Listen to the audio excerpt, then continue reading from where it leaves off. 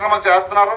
ఆయన వచ్చిన తర్వాత మరి అనేకమైనటువంటి జాబ్ మేళాలో అదేవిధంగా ఉద్యోగ అవకాశాల కోసం ఎన్నో కార్యక్రమాలు చేయడం, అదేవిధంగా ఆరోగ్యపరంగా సమస్యలు ఉన్నాయని చెప్పేసి ఎన్నో ఆరోగ్య శిబిరాలు పెట్టించి మరి ఎంతో మందికి ఆరోగ్యం చూడడం కూడా జరుగుతుంది. ఈ మధ్య మహిళలకు ఎక్కువగా బ్రెస్ట్ క్యాన్సర్ వస్తుంది, తెలీదు, పూర్తిగా రెండో దశకు వచ్చేంత వరకు తెలీదు. ఆ స్క్రీనింగ్ టెస్టులు చేయించారు ఈయన సుభాష్ గారు. అది చేయడం వల్ల 100 మంది చేస్తే అందులో 6-7కి మరి ఆ క్యాన్సర్ సిమ్టమ్స్ కనిపించినాయి ప్రతి మండలంలో. అంటే నిజంగా ఆ 6-7 ఒరిజినల్గా వాళ్ళ హాస్పిటల్కి వెళ్ళి ఉండేవారు కాదు ఆ స్క్రీన్ టెస్టులు పెట్టకపోతే. మరి వెళ్ళడం వల్ల వాళ్ళు ఈ వేళ నుంచి ట్రీట్మెంట్ చేయడం వల్ల వాళ్ళ ఫ్యామిలీ ఆవిడ ఆరోగ్యంగా ఉండడానికి అవకాశం ఉంది. అదే చూపించకపోతే సెకండ్ స్టేజ్కో థర్డ్ స్టేజ్కి వెళ్ళిపోయి మరి ఆవిడ పరిస్థితి, వాళ్ళ కుటుంబ పరిస్థితి ఆర్థిక పరంగా నాశనం అయిపోవడం, అదేవిధంగా ఆవిడ ఎంతకాలం బ్రతికే పరిస్థితి కూడా లేకపోవడం కూడా జరుగుతున్న సందర్భంలో అలాంటి పరిస్థితులు లేకుండా మరి సుభాష్ గారు చాలా చక్కగా చేస్తున్నారు. కాబట్టి ఆయనకి చేదోడు వాదోడుగా ఉండాలని ఒక్కసారి మిమ్మల్ని అందరూ కోరుకుంటూ ఈ అవకాశం ఇచ్చినటువంటి పెద్దలందరూ కూడా మరొకసారి ధన్యవాదాలు తెలియజేసుకుంటూ సెలవు తీసుకుంటాం. భూమి మీ హక్కు ఈ యొక్క కార్యక్రమానికి చేసినటువంటి మన రెవెన్యూ డిపార్ట్మెంట్ వారికి, అలాగే సచివాలయ డిపార్ట్మెంట్ వారికి, అలాగే సెక్రటరీ గారికి, మన టేకుమూడి సత్యనారాయణ గారికి, ఇక్కడికి వచ్చేసినటువంటి ప్రతి ఒక్కరికి కూడా, రైతులందరూ కూడా నా యొక్క నమస్కారం తెలియజేసుకుంటున్నాను. మరి మొన్న భూ సర్వేలో కొంతమందికి 1 ఎకరం భూమి ఉంటే 12 గుంచాలు, ఎకరం ఉన్న వాళ్ళకి 9 గుంచాలు ఇలా భూములు రావడం జరిగింది. దానికి చాలామంది రైతులు మన నోటేషన్ పెట్టుకుంటే మరి వాళ్ళకి 11 గుంచాలు ఉన్న వాళ్ళకి మరి ఎకరం తీసి ఆ కొంచెడు ఆ 9 గుంచాల వాళ్ళకి సరి చేస్తారా? అది ఒకసారి రైతులకి తెలియజేయవలసిందిగా మరి అడుగుతున్నాను నేను. ఎందుకంటే రైతులు కొంతమంది చేయడం లేదు. 11 గుంచాలు ఉన్న వాళ్ళు 9 గుంచాలు ఉన్న వాళ్ళకి ఆ కొంచెడు ఇచ్చేస్తే, నోటేషన్ చేసేస్తే ఇబ్బంది లేదు, డాక్యుమెంట్ వాళ్ళకి ఎకరమే ఉంటుంది, 11 గుంచాలు వస్తుంది. 9 ఎకరం ఉన్న వాళ్ళకి 9 గుంచాలు కొంతమందికి వస్తుంది. వాళ్ళమ్మ కొంచెడు పోయిందని వాళ్ళు బాధపడుతున్నారు. దానికి ఏంటి? దానికి ఖచ్చితమైతే ఏదో ఒకటి మీరు, ఎందుకంటే మేము ఫేస్ చేసాం కానీ చెప్తున్నాను, దానికి ఏదో ఒకటి ఒక నిర్ణయం మాత్రం తీసుకునే రైతుల చేత ఆ ఎగస్ట్రా ఉన్న భూమి మ్యూటేషన్ చేసి వాళ్ళకి మార్పించి, తక్కువ వచ్చిన వాళ్ళకి అది సరిచేసి, ఎక్కువ వచ్చిన వాళ్ళు దాంట్లో అది ఎవరికైతే తక్కువ వచ్చిందో దాన్ని చేయమని నేను కోరుతా ఉన్నాను. ఇంకా మరి మన కూటమి ప్రభుత్వం వచ్చిన తర్వాత ఈ యొక్క పాస్ పుస్తకాలు ఎంతో త్వరగా వెంటనే మన గవర్నమెంట్ ముద్ర వేసి, వేరే ముఖ్యమంత్రి గారి ఫోటోలు కాకుండా గవర్నమెంట్ ముద్ర వేసి మనకి ఇవ్వడం చాలా మరి అదృష్టంగానే భావిస్తూ ఉన్నాం. Thank you very much. ఇప్పుడే మరి స్టేజ్లో ఆవిష్కరించిన నాగరాజు గారు మరి ఆయన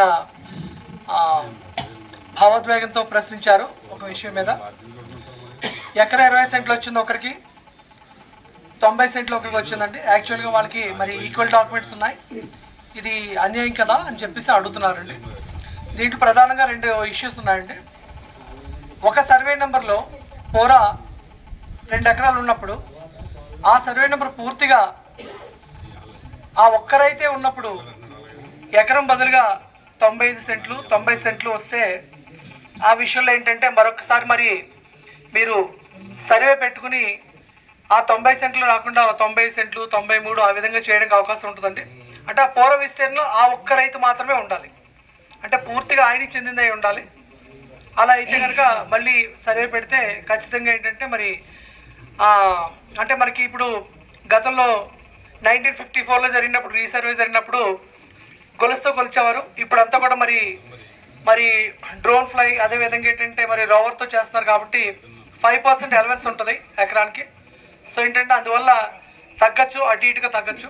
సో మళ్ళీ వాళ్ళకి పెట్టుకుంటే కనుక ఖచ్చితంగా జరుగుతుందండి. ఇక రెండో విషయానికి వస్తే 90 సెంట్లు ఒకరికి, ఎకరా 20 సెంట్లు ఒకరికి అని అన్నారు. అంటే అదే పూర్వ విస్తీర్ణంలో ఒకరికంటే మించి రైతులు ఉంటే కనుక ఖచ్చితంగా మీరు అన్నట్టే ఆ బాధితులు ఎవరైతే ఉన్నారో, ఆ విస్తీర్ణం తక్కువ వచ్చిన వారు ఎవరైతే ఉన్నారో వారు సచివాలయంలో రిక్వెస్ట్ పెట్టుకోవచ్చండి. పెట్టుకున్న సమయంలో మరి సర్వే అధికారులు ఖచ్చితంగా, అదేవిధంగా రెవెన్యూ అధికారులు కూడా ఖచ్చితంగా ఆ సర్వే నెంబర్ పూర్వ విస్తీర్ణంలో ఎవరైతే రైతులు ఉన్నారో వాళ్ళందరికీ సంబంధించి డాక్యుమెంట్లు అన్ని పిలిపించాలి, వెరిఫై చేయాలండి. వాళ్ళ యొక్క లింక్ డాక్యుమెంట్స్ చూడాలి. ఇవన్నీ చూసిన తర్వాత మాత్రమే ఖచ్చితంగా ఏంటంటే మరి ఎక్కువ వచ్చిన వారి దగ్గర ఆ భూమి తీసుకుని తక్కువ వచ్చిన వారికి అడ్జస్ట్ చేయడం జరుగుతుంది. కానీ ఇలాంటి సందర్భాల్లో ఇదేదో బాగుంది, నాకు ఎకరా 20 సెంట్లు వచ్చింది అని చెప్పి ఆయన మొండిగా కూర్చునే పరిస్థితులు ఉన్నాయి. అలాంటి రైతులు కూడా, తక్కువ విస్తీర్ణం వచ్చిన రైతులు కూడా చాలా ఇబ్బందులు పడుతున్నారు. అలాంటి విషయంలో మరి వారికి సర్వే ద్వారా ఏంటంటే 1 నుంచి 2, 3 నోటీసులు ఇస్తామండి. ఇచ్చిన తర్వాత ఖచ్చితంగా వారు హాజరయ్యి మరి సర్వేకి సహకరించాలి. హెచ్చు విస్తీర్ణం వచ్చిన వారు అలా సహకరించిన పక్షంలో ఖచ్చితంగా ఏంటంటే ఆ 3 నోటీసులు ఇచ్చిన తర్వాత ఎంజాయ్మెంట్ డైరెక్ట్కి వెళ్ళి సర్వేయర్ కానీ విఆర్ఓ గారు ఎదురు వెళ్ళి మరి కొలిచి మరి ఎక్స్టెంట్ ఒరిజినల్గా ఎంత ఉన్నదన్నది చూసి దాని మీద అడ్జస్ట్ చేయడం జరుగుతుంది. అంటే ఆయన రాకపోయినా సరే ఖచ్చితంగా ఇక్కడ మనకి ఎంజాయ్మెంట్ రిపోర్ట్ ప్రకారం మనకి ఏంటంటే ఆన్లైన్లో ఎక్కించడం జరుగుతుందండి. ఆ ఫెసిలిటీ ఉంది. సో ఈ విధంగా తమరికి నాగరాజు గారికి హ్యాపీగా ఎంజాయ్ చేయడానికి, తక్కువ వచ్చిన వారు ఏంటంటే బాధపడడానికి ఆస్కారం లేదు. ఖచ్చితంగా మీకు అవకాశం ఉంది. ఆ విషయంలో మీకు తహసీల్దార్ గారు మీకు ఈ విషయంలో ఫుల్గా మీకు సపోర్ట్ చేస్తారు. నమస్కారం.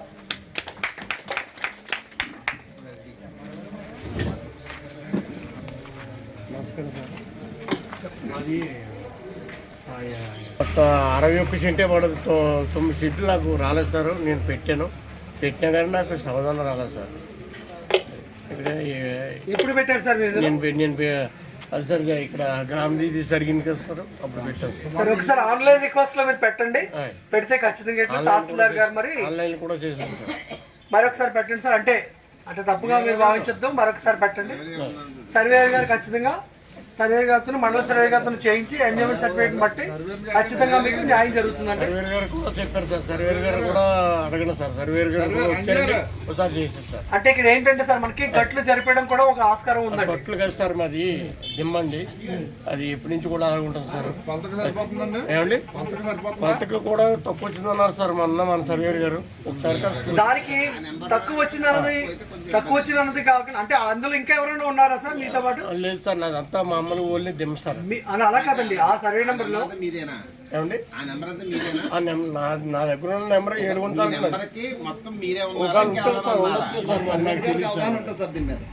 అది నాకు తెలుసు.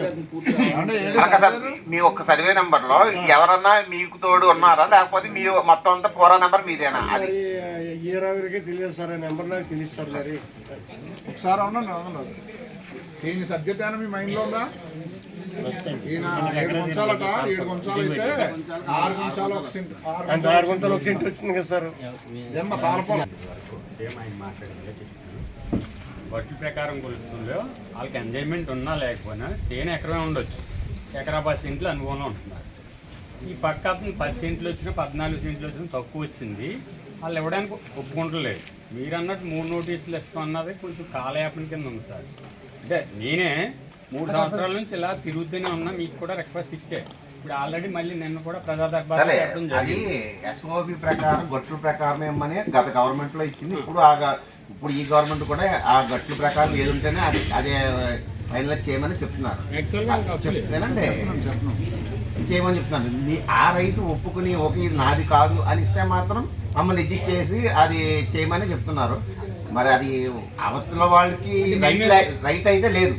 మేమే క్లాజ్ చేస్తున్నాం కదా, పూర్వం నుంచి ఇచ్చారు మాకు అన్న క్లాజ్ తీస్తున్నారు. అవును, అదే ఇప్పుడు కొలిచారు కాబట్టి మనకు తెలుస్తుంది. ఇప్పుడు తగ్గింది అది మన పుస్తకంలో ప్రకారం అదే చెక్క చేసుకుంటున్నాం అన్నదే భావన తప్ప, అంతే కదండి. ప్రతి రైతుకి అదే భావన ఉంది. మనం చేస్తుంది కరెక్టే అనుకున్నాం. వీళ్ళు గట్లు కల్పించుకొని ఆడేమంటున్నారు, మేము ఎప్పటి నుంచో మేము ఇదంతా మీరు ఇచ్చిందే కదా, మీరు సర్వే చేసినప్పుడు ఇది ఉంది కదా, దానికైతే రైట్ ఉండదు వాడికి యాక్చువల్గా. అదే ఎక్స్ప్లెయిన్ చేసి మేము చెప్తున్నాం, కానీ వాడికి అర్థం కావట్లేదు. వచ్చింది కదా కొనుక్కుందాం అనుకుంటున్నారు. రికార్డ్ చేసేప్పుడు ఫీల్డ్ మీదకి వెళ్ళినా పర్లేదు సార్ కొంతవరకు. కంపల్సరీ చేద్దాం సార్, అంటే వాళ్ళు ఒప్పుకోవాలి కంపల్సరీ. అది ఉన్న సార్ మీ డిపార్ట్మెంట్గా మీ డిపార్ట్మెంట్ సార్ అది మరి గవర్నమెంట్ ఒక డిసిషన్ ఇస్తారు సార్, కంపల్సరీ. అది ఆల్రెడీ మేము చెప్పాము. దాని మీద ఇంకో డిసిషన్ ఇచ్చింది అనుకోండి, మనం కంపల్సరీ ఆ విధంగా. ఇప్పుడు మా ఆర్ఐ గారు చెప్పారు 3 నోటీసులు ఇచ్చి చేయడం, అది ఒక పద్ధతి ఉంది. అది చేసినా కొంతమంది దానికి రావడం లేదు. మేము ఒప్పుకోమేనా అక్కడ గట్టి దగ్గర గొడవ పెడుతున్నాం. అది లాండ్ ఆర్డర్ ఇష్యూ వస్తుంది కొన్ని చోట్ల. ఉండదండి, చెప్తున్నాను కదా, నాకు ఐడియా ఉంది.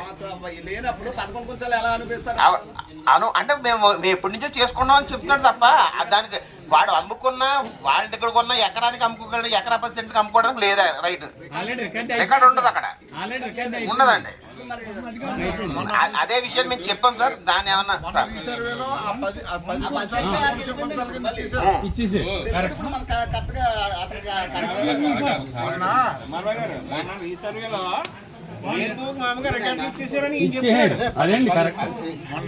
లాస్ట్ టైం అండి ఎకరం అండి, కానీ అతనికి ఒక కుంజు ఎక్స్ట్రా ఉంది. ఆ కుంజును కూడా కొలిసేసి 11 కొంచాల చెప్పుని ఎల్పిఎం ఇచ్చేసారు. రికార్డు పరంగా అందరూ చేశారు, అయిపోయింది. కాబట్టి ఇంకో నేను ఏమని అంటున్నాడు, అదే ఆ వేళ కూడా రికార్డు ప్రకారం ఎకరం ఇచ్చుంటే తప్పు మాదంటే సార్, అది అప్పుడు ఇచ్చిన ఎస్ఓవి ప్రకారం చేశారు సార్ వీళ్ళు. అది తప్పంటే గట్టులు చూపించిన ప్రకారం కొలత వేసేసి ఇచ్చామని సార్, దాని ప్రకారమే ఇచ్చాము. ఇప్పుడు ఈ ఇష్యూలు వస్తున్నాయి కాబట్టి ఇప్పుడు దాన్ని ఆ 10 సెంట్ని తీసుకెళ్ళి ఎటు కాకుండా చేయడానికి అవకాశం ఉంది. అప్పుడు వీళ్ళిద్దరు తేల్చుకున్న తర్వాత మనం చేయడానికి రైట్ చేద్దాం. అది ఒకసారి ఆర్డీఓ గారితో మాట నేను చేస్తాను. హోల్డ్లో పెట్టి చేస్తాం సార్.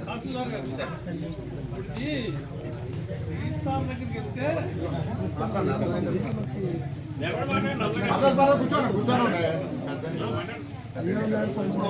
ఎల్పీ నెంబర్ వచ్చి 1B వస్తే పవర్ లేఅవుట్ ఆఫ్ చేయడానికి అది ఆటోమేటిక్గా అమ్మేసుకున్నారు. మా గ్రామంలో జరిగింది. ఇప్పుడు ఇంకా ఎలా తేల్చుకుంటుంది? అది కనీసం రిజిస్ట్రేషన్ జరగకుండా ఆఫ్ చేయండి. ఈ పిటిషన్ వచ్చిన ఆపాలి. అది వాడు ఎక్సెస్ ఉన్న భూమి ఎలా చేయడానికి లేదని చెప్పారు ఆయన అక్కడ. కానీ ఇలా తహసీల్దార్ గారు ఇలా అన్నారనంటే ఆయన ఎవరన్నా అన్నానికి అది కాగితం ఉంటే పట్టుకోండి అమ్మదాడు, అది ఇస్తారు. కాగితం లేదు ఇది చాలా చాలా ఇంపార్టెంట్ సార్. అది సమస్య చేయండి, అందరు సమస్య మెయిన్ అదేంటి. రెండో ఇష్యూ ఏమో బాధపడుతున్నాడు అండి, వచ్చిన అతనేమో ఎంజాయ్ చేస్తున్నాడు, అమ్మేసుకుంటున్నారు కదండి. కదండి మా ఫాదర్ 85, ఆయన తిరగలేక నేను తిరుగుతున్నా. నేను పని మానేసుకుని ఇప్పటికి 3 సంవత్సరాల నుంచి పిడేసిన 4 సార్లు వెనక్కి రిటర్న్ అయింది. మళ్ళీ పెట్టాము. ఇప్పుడు మళ్ళీ ఆర్డీఓ ఆఫీస్లో ఉంది.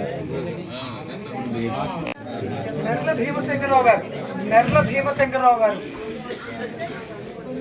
భీమశంకరరావు గారు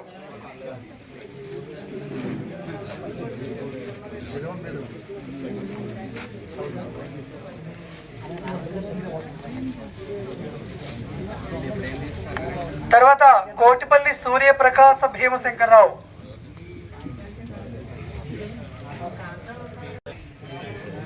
ఎడ్లపల్లి భానుమతి గారు,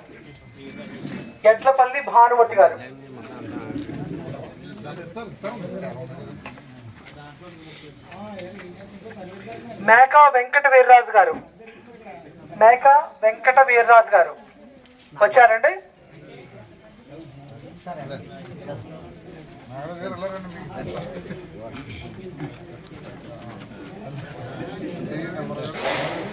మెర్ల వీర వెంకట సత్యనారాయణ గారు వచ్చారండి.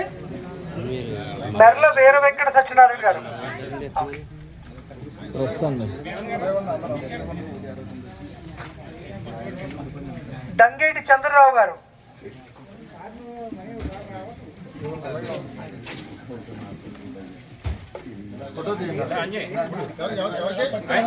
వానపల్లి తాతారావు గారు,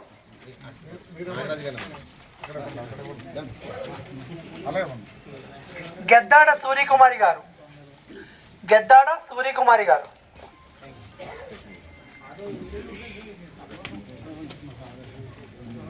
పల్లివేల వీరలక్ష్మి గారు. పల్లివేల వీరలక్ష్మి గారు వచ్చారండి. పల్లివేల వీరలక్ష్మి గారు.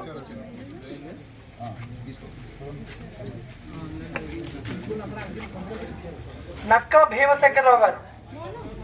నక్కా భీమశంకర్రావు గారు.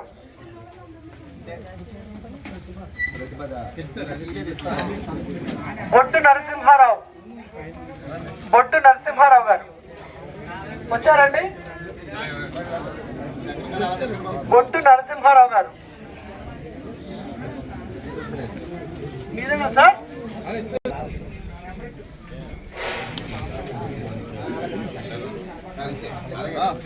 సభను ఇంతటితో ముగించడం అయింది.